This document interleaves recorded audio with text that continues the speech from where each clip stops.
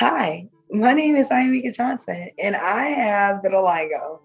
My vitiligo started when I was 25 years old. I woke up one morning, and I had this little tiny spot right here under my right eye, and then I had another spot underneath my arm. I didn't know what it was. I went to go see my family physician, and he said that it might be because of me using razors.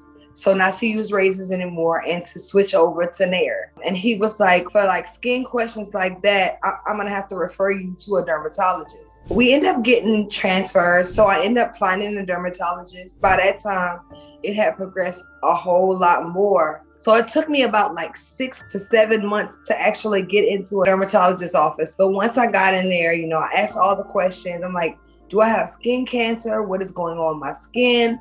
Like, why am I turning white? Like, is there a cure? He laughed, and I was like, I don't see anything funny.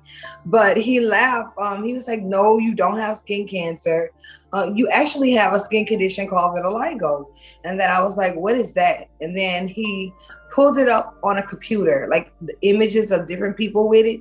And I swear, he must have picked the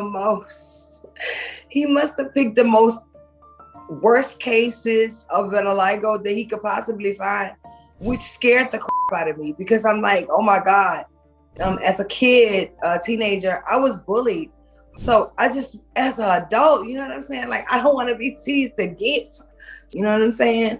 I had children, and I knew that this condition would not only affect me, but it would affect my family as well.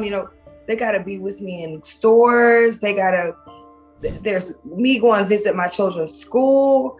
People were going to stare. When I asked him the questions, is there a cure? He was like, no, there's no cure. I was like, okay, well, is there any treatments that I could take? He told me about the different treatments, and then he told me the effects of the treatments. So then that made me say, well, I don't want to take these treatments. This sounds like it's going to put me in a worse position than I'm already in. So now it's just like, okay, so I have to exist in this world like this. And I don't know how my vitiligo is going to turn out because I'm forever changing all the time. Like over time, like my vitiligo doesn't look the same way that it looked 6 months ago. I didn't even notice that I had this. Like, this is new.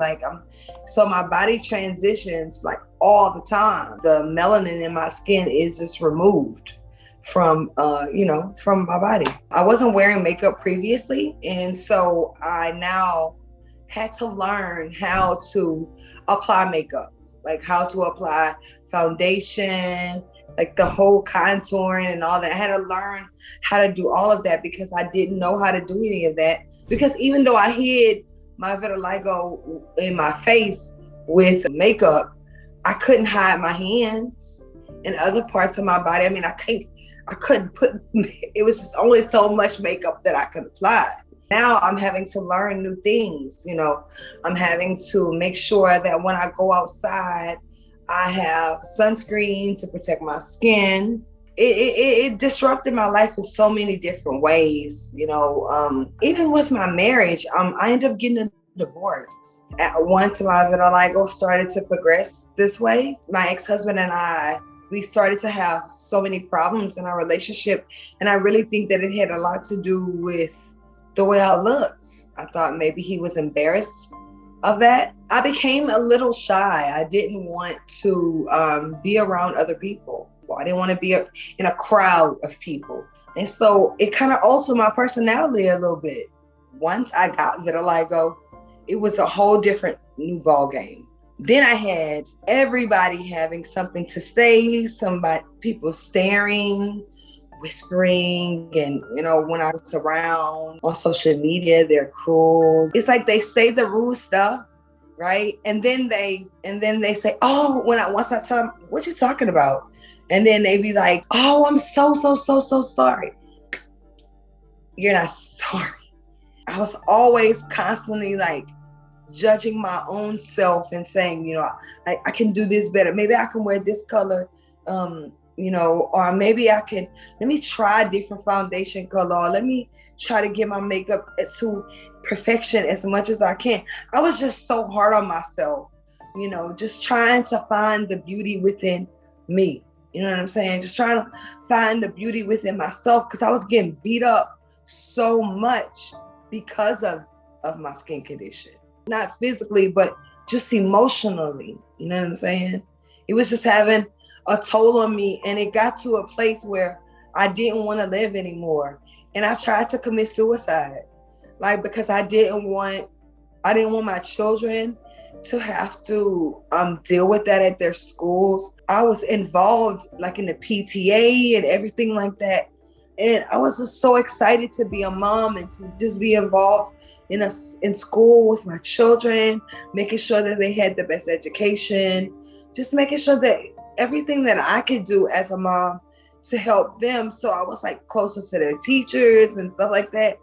And then when I got vitiligo, it kind of like, it interrupted everything that I had planned for myself. Like it just changed my whole life and how I was gonna operate and navigate in this world. My turning point was, it got to a place where I was just like, I can't do this anymore. Like, I can't keep on beating up myself, and I can't keep I'm tearing my own self down by caring what other people say.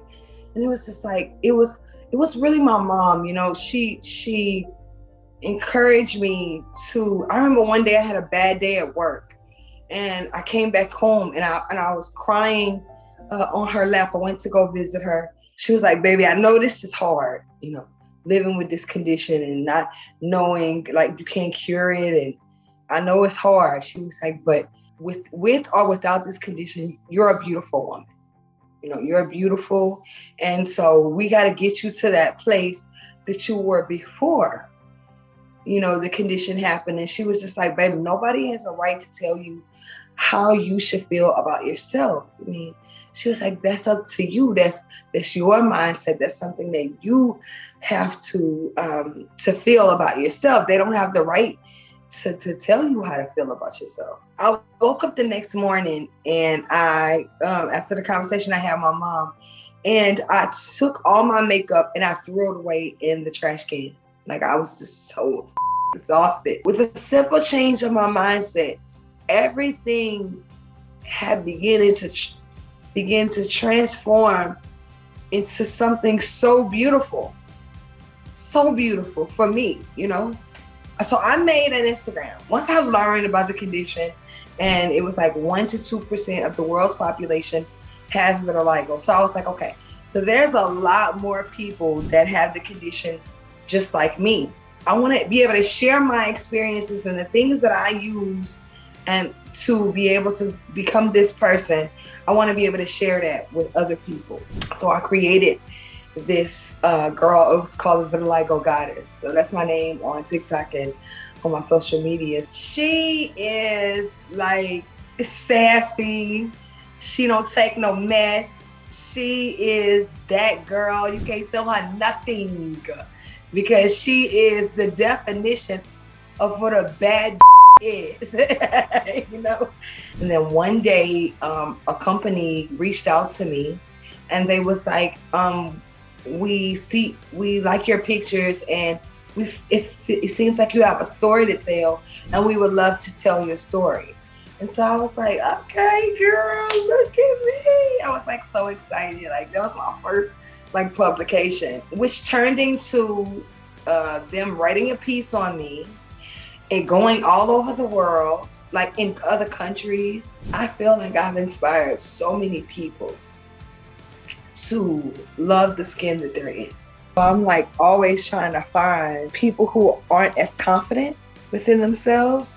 And I just like kind of reach out sometimes, like especially if I see them getting beat up or bullied on social media, I'll send them a little message and, you know, just kind of encourage them and tell them that, you know, I understand where you're coming from, but don't allow these people to make you feel the way you feel, that you gotta get on social media and be crying and all of that. It's okay.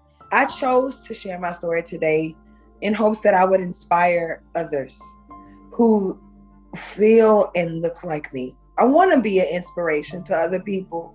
And I want to show them that if I could do it, you could do it too. When people look at my social media, I want them to see confidence. I want them to see a girl who owns who she is and makes no apologies for it. Thank you so much for watching. I hope you learned something from this episode and have a wonderful day.